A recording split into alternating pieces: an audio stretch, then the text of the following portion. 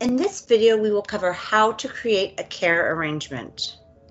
The objectives of the video are to explain what the care arrangement entity is, when it is necessary to create a care arrangement, how to create a care arrangement, and how to go about updating care arrangements. The care arrangement entity is used to record key information about a child's parents, customary caregivers, or other details about their current care arrangements.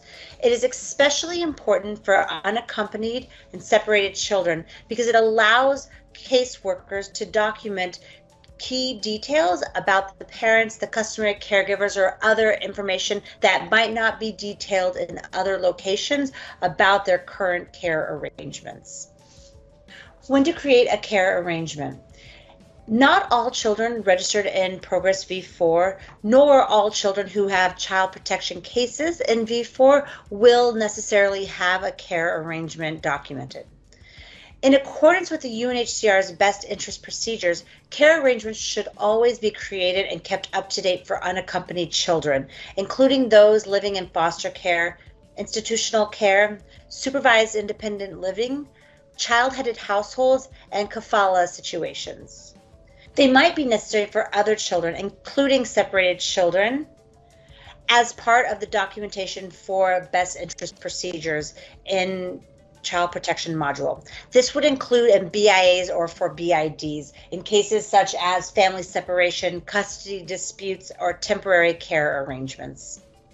Guidance on when to create a care arrangement should be in line with the UNHCR's best interest procedures and should be outlined in an operations Progress V4 Child Protection Module standard operating procedures. We will now discuss how to create a care arrangement in Progress V4. There are two ways to go about creating a care arrangement. For those instances where a child protection case is not being created and it is just necessary to update the care arrangements of a child, you would go through the registration module to create the care arrangement. To do this, you would ensure that you are in the registration module by looking at the navigation toolbar. You would go to the individual and you would identify the individual that you are looking for. I would then click on the individual, double check the information to ensure that this is the individual I'm looking for. I would then go to add. I would look for care arrangement. And then it's going to ask me to put in two pieces of information. First, whether or not this is the current care arrangement, meaning at the time that I am completing this, is this the situation that the child is living in? And then secondly, the type of care arrangement. I have 8 options to choose from: kafala, foster care, institutional care, kinship care, supervised independent living, customary caregivers, child-headed households, and other. These are the only 2 required fields for creating a care arrangement. Once I do this and I push OK, it will then take me to the broader care arrangement form. If I'm looking to add a care arrangement to a child who already has a child protection case, I would then navigate to Child Protection Module on the navigation bar and then go to Child Protection Cases. I would then search using the child protection case number for the case that I'm looking for. Push search. Once I have identified the case, I will click on the case number. I will then scroll down to the section that includes care arrangements and specific needs. Here I will just check to see what information is already existing.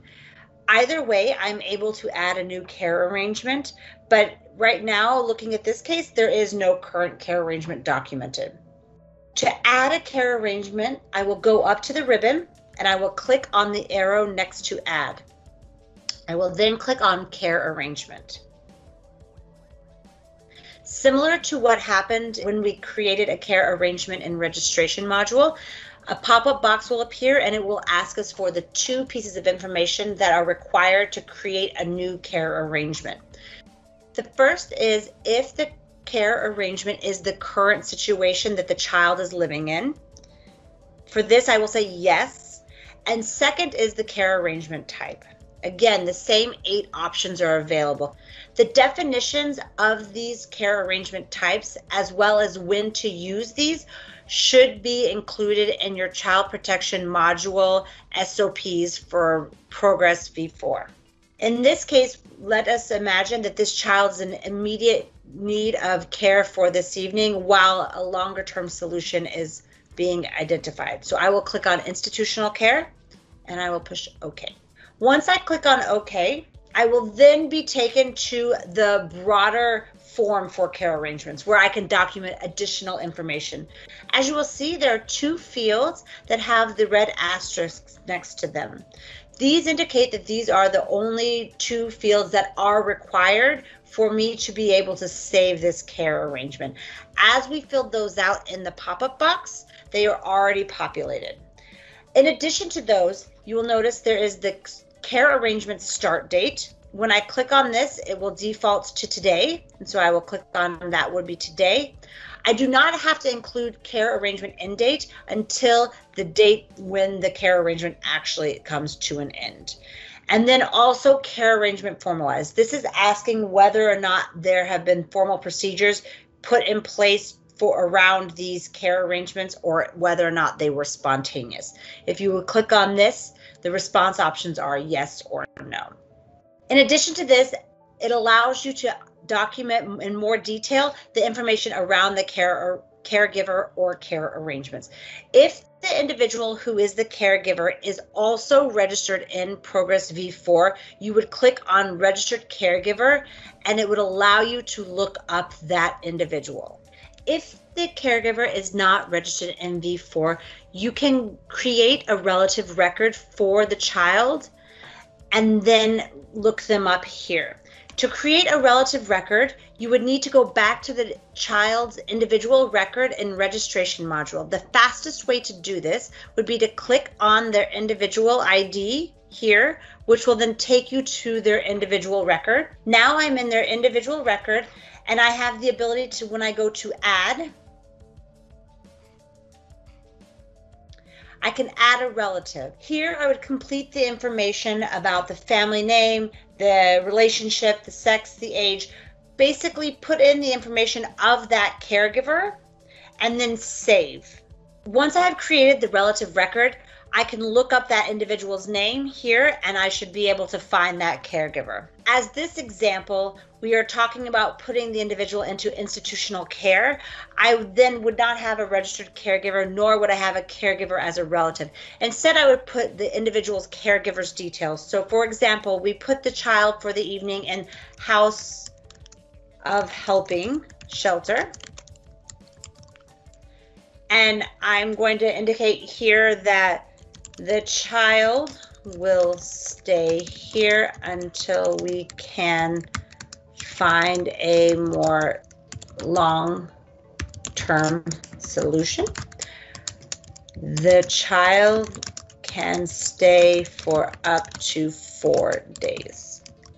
So I will have the information about where the child will be staying and any additional information around the care arrangements. If there's any other information that's necessary in terms of details or descriptions, they can be documented here in these text boxes.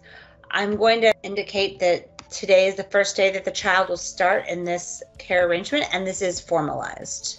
Now that I've completed the necessary information, the details, I will then push save and close. Now when I look at the case form, you will notice that there is now an active care arrangement, and this is the current care arrangement. Now, for example, if it's 4 days later and we have now identified foster care for this child, it will be necessary to update this care arrangement. To do so, I will need to first change the status of the existing care arrangement, and secondly, I will need to add a new care arrangement.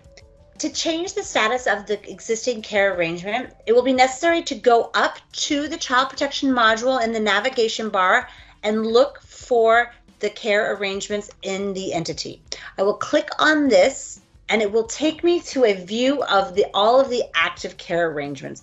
I will then search for the care arrangement either by the individual, by the case number, or by the care arrangement number. I've now found the care arrangement, and I will click on that to open it. And you will notice that all of the information I had previously put in is still here. I can now go to current care arrangement, click on this and change this to no. And now I would like to put in an end date. So let's pretend that it is tomorrow, so the 15th.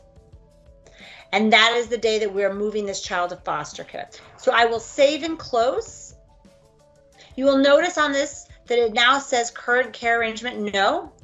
And when I go to this child protection case, when I scroll down, you will notice that the care arrangement has now been changed to the current care arrangement no. Now to add a new, all I would need to do is exactly what we previously had done. I would go to add, I would create a new care arrangement.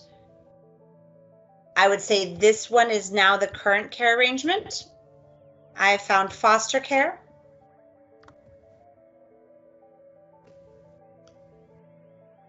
And this started on the 15th. There's no end date, and this is also a formalized situation. And the registered caregiver is this individual. Arranged. I would give any details about the caregiver. The caregiver can be found at this address.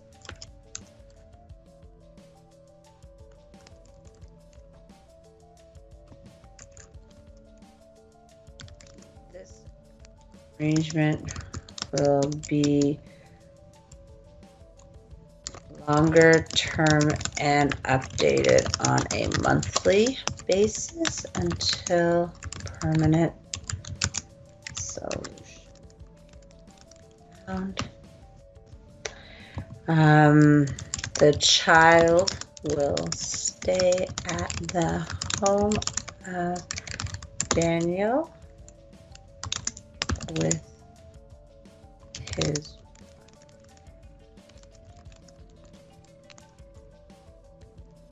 I will then save and close. And now when we go down, you will notice that there is both the original care arrangement that says no, that is not the current, and then the new updated care arrangement. While it's not necessary to input all history of care arrangements, for children who have had an especially complex history where this could be relevant, you can go back and add a historical record of the care arrangements to date. This completes our video on how to create a care arrangement. Thank you for your time.